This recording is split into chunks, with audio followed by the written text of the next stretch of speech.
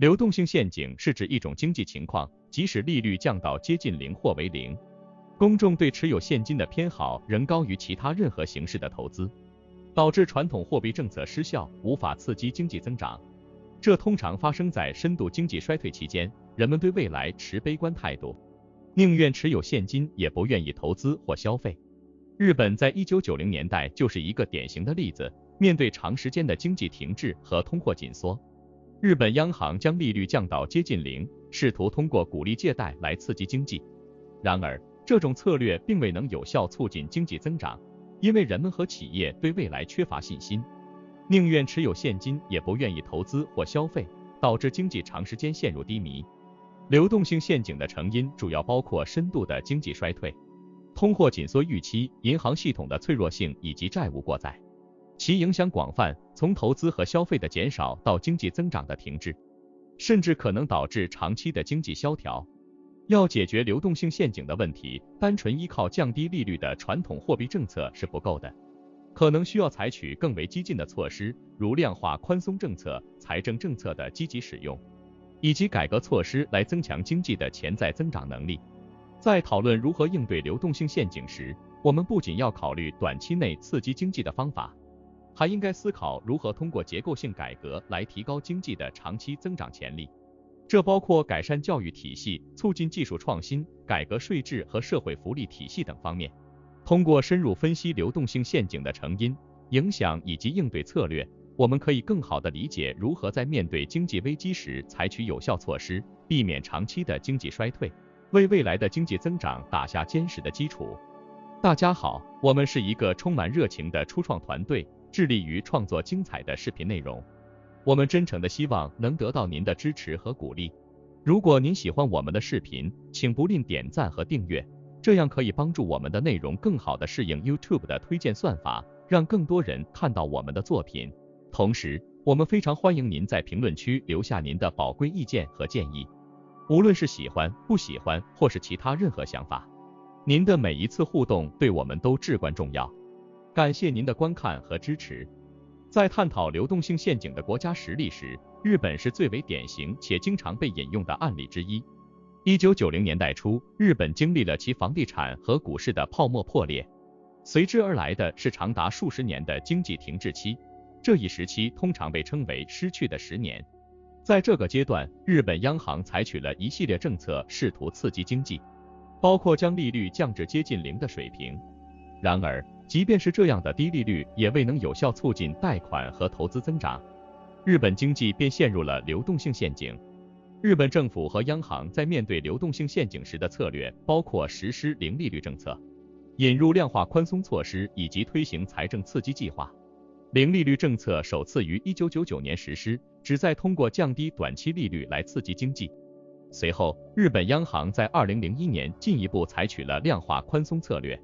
通过大规模购买政府债券来增加银行体系中的流动性，希望能够促进更多的贷款和投资活动。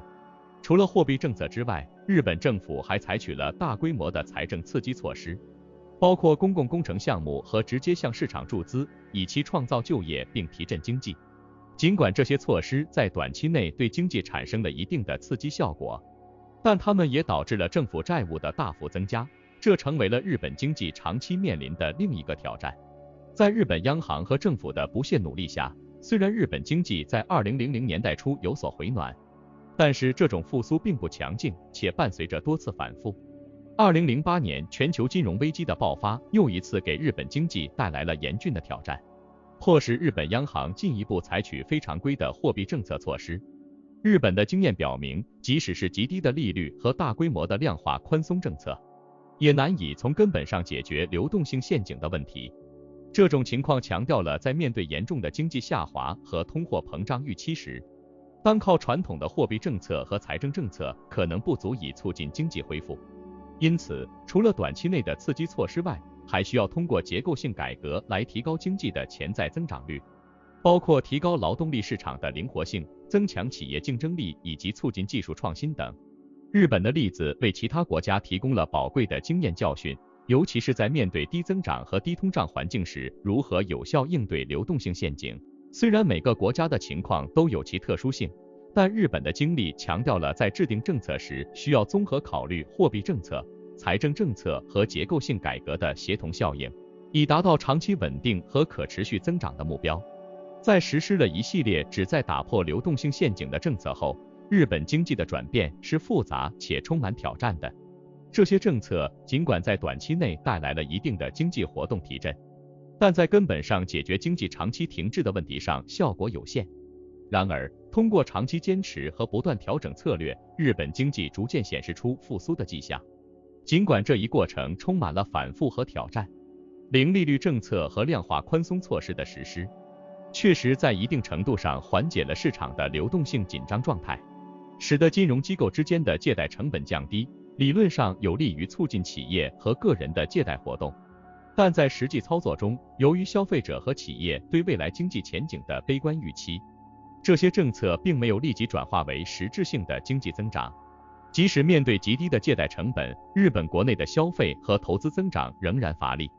然而，政府的财政刺激措施，特别是公共工程项目的大规模实施，为经济提供了直接的推动力。这些项目不仅创造了大量的就业机会，而且还提升了基础设施的质量，为日本经济的长期增长奠定了一定的基础。此外，政府对特定产业的资金注入和支持，也帮助了那些产业渡过难关，保持了国内产业链的稳定。随着时间的推移，日本政府和央行开始更加重视结构性改革的必要性，认识到仅仅依靠货币政策和财政政策是不足以实现经济的持续增长的。因此，政府逐步实施了包括劳动市场改革、企业治理改革以及推动创新和技术发展的政策。这些结构性改革措施旨在提高日本经济的潜在增长能力，增强经济的竞争力和适应性。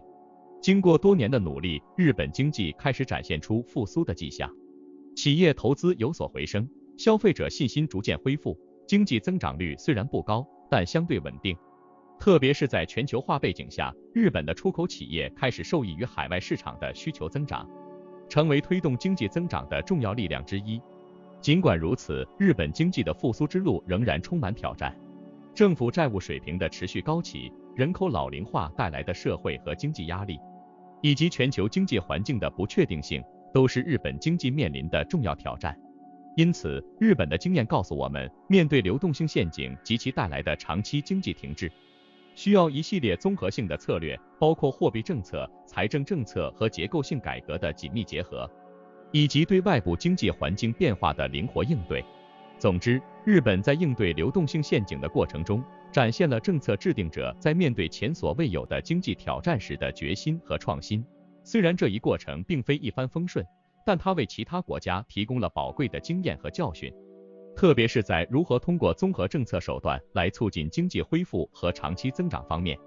亲爱的朋友们，非常感谢你们一直以来的支持和鼓励。我们在 YouTube 社区发起了一个投票，希望听听你们的声音。这是一个展现我们共同价值观的绝佳机会，请来表达你的看法，让我们一起探讨和分享。你可以在视频下方的评论区找到投票的置顶链接，期待你的参与。日本在应对流动性陷阱的经验，对其他国家而言，既是一个警示，也提供了宝贵的借鉴。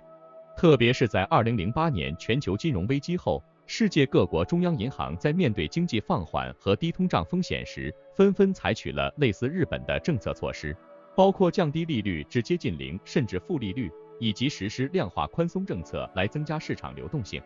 例如，欧洲中央银行 ECB 在面对欧元区债务危机和经济增长放缓的双重挑战时，采取了零利率政策，并实施了多轮量化宽松措施，购买政府债券和其他金融资产，以增加银行系统的流动性，鼓励银行贷款和投资。此外， ECB 还推出了长期再融资操作 LOTOS 等工具，旨在提供长期的低成本资金给银行，以支持银行向实体经济提供贷款。在美国，联邦储备系统 Fed 也采取了零利率政策，并实施了历史上规模最大的量化宽松计划，通过购买长期国债和抵押贷款支持证券 MBS 来增加经济中的流动性，降低长期利率，刺激经济增长。美国的量化宽松政策不仅帮助美国经济从金融危机中恢复，也对全球经济产生了深远的影响，包括资本流动的变化和全球金融市场的波动。在英国，面对经济衰退和低通胀风险，英国央行 BOE 也采取了降息和量化宽松政策，购买政府债券以增加市场流动性，支持经济复苏。这些政策措施帮助英国经济逐步走出衰退，促进了就业和增长。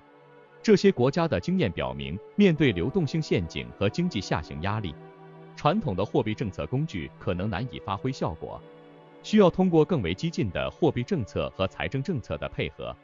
以及结构性改革来共同推动经济增长。同时，这些政策的实施也带来了新的挑战，包括政府债务水平的上升、资产泡沫的风险，以及未来退出这些政策时可能面临的复杂性和困难。总之，日本和其他国家在应对流动性陷阱和经济危机中的政策实践，为全球经济管理提供了重要的经验和教训。这些经验强调了在面对深刻的经济挑战时，需要采取综合性的政策措施，同时也需要警惕这些政策可能带来的副作用和长期风险。在全球经济日益相互依存的今天，各国在制定和实施政策时，更需要考虑到其对全球经济环境的影响，通过国际合作来共同应对经济挑战，实现可持续增长和经济稳定。